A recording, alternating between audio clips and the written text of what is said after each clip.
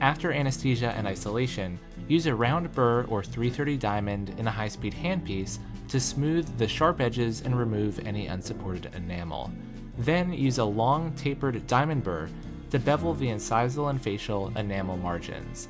This involves placing a 1mm slanted edge in order to increase surface area and thus improve retention of the composite, and also to provide a more natural and aesthetic blend between the composite and the natural tooth. A gingival retention groove is generally recommended to provide resistance to proximal displacement of the restoration. This is usually done with a small quarter-round burr used to create a shallow 0.25mm groove just inside the dentin enamel junction. Place a rounded, contoured matrix strip in the contact area and hold it in position with 2 fingers, while placing a wedge underneath the preparation between the matrix and the adjacent tooth. A properly placed wedge prevents gingival overhang and open contacts. Apply 30 to 40% phosphoric acid etch to the entire preparation to clean off surface debris and remove the smear layer of dentin, taking special care to make sure that the beveled enamel is also etched.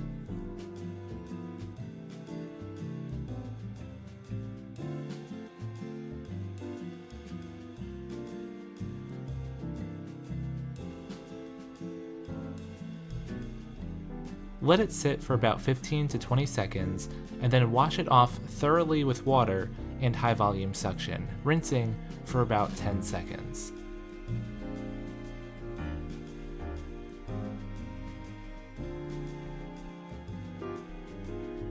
Dry off the matrix and gently dry the tooth, but leave it somewhat moist so you don't collapse the dentin collagen fibrils. Apply and scrub Prime and Bond adhesive with a microbrush to all walls and floors of your preparation, including the beveled enamel. Gently air thin the bond to evaporate the solvent and then cure for about 10 seconds. Place your first increment of composite material directly into the preparation.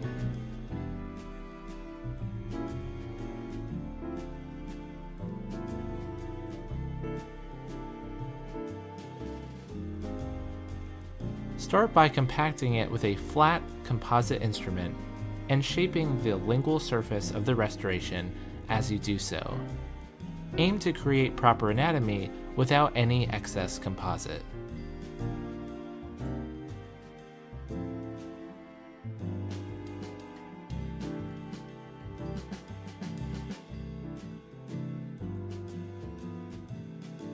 Add a new increment as needed until you have a layer that is about 2 millimeters thick.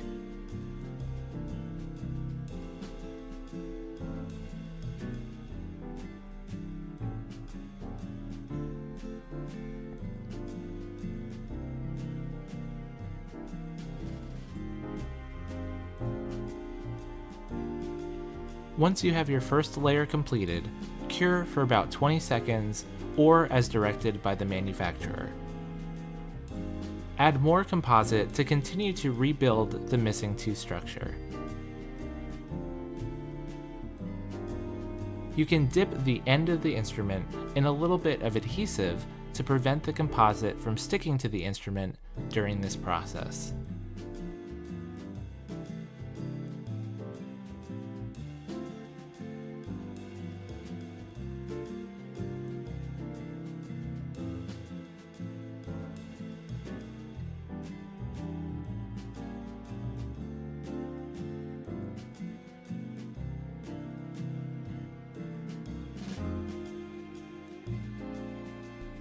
As you get closer to the missing incisal corner, be sure to hold the matrix strip in place with 2 fingers of your non-dominant hand, but also don't pull the matrix too tight, which will result in an under-contoured final restoration. It's also good practice to use one of those fingers pushing against the lingual surface to help maintain a proper contour in that lingual area.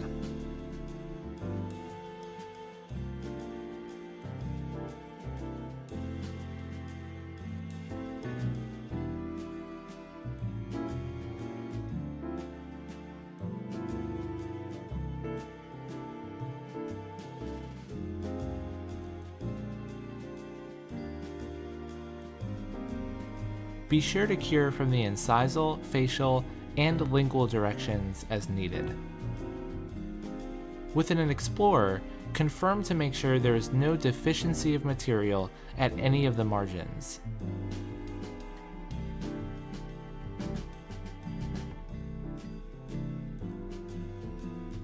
At this point, you can remove the matrix strip. If needed, you can add additional composite to the incisal edge to give you more leeway when contouring later on.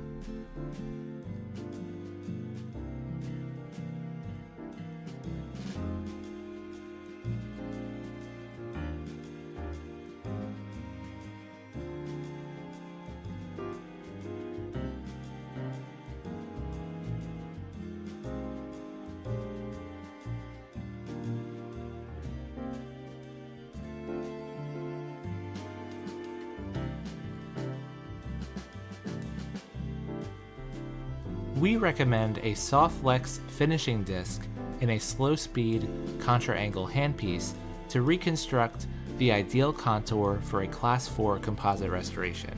Use light, steady strokes while being sure to create a natural, rounded incisal edge rather than an unnatural, flat-across edge.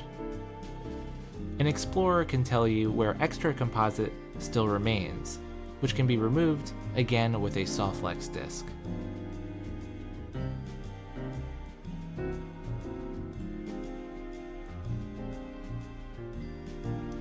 It's easy to remove too much composite, so whenever possible, keep part of the disc on natural tooth and part on restorative material to avoid under-contouring the restoration.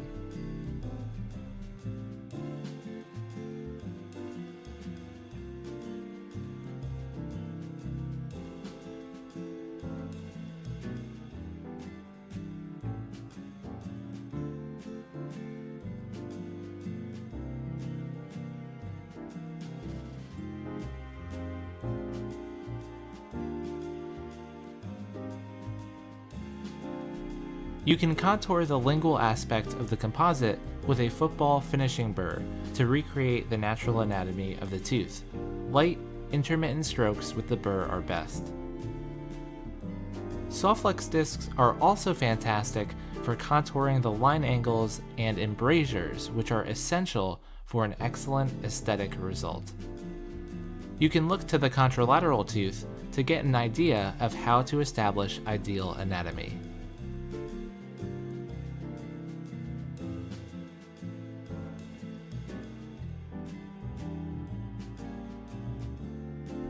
A number 12 curved scalpel blade works really well to remove any remaining flash in the embrasure areas. Remove the wedge when it's time to clean up the gingival embrasure so it doesn't get in your way.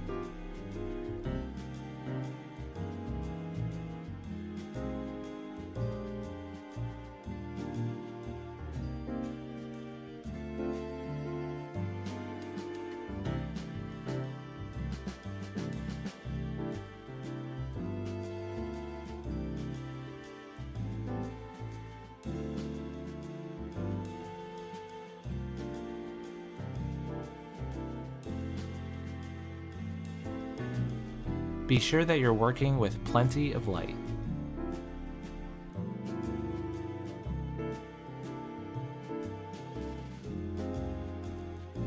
You can use a sanding strip to smooth out the proximal surface, especially below the contact area.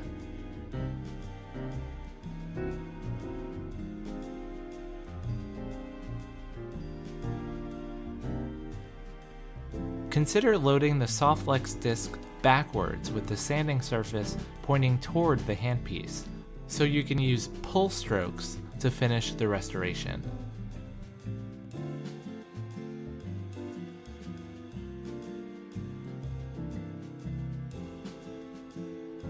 With a wedge in place, you can also use a Tafelmayer matrix band to adjust the incisal embrasure.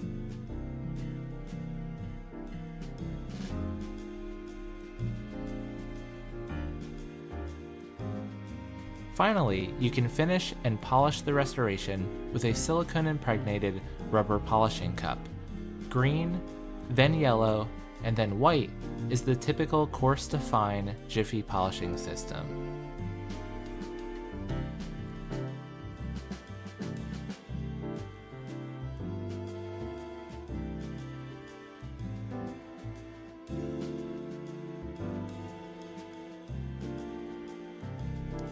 A cup is preferred for the facial surface, whereas a point is preferred for the lingual surface due to their shape.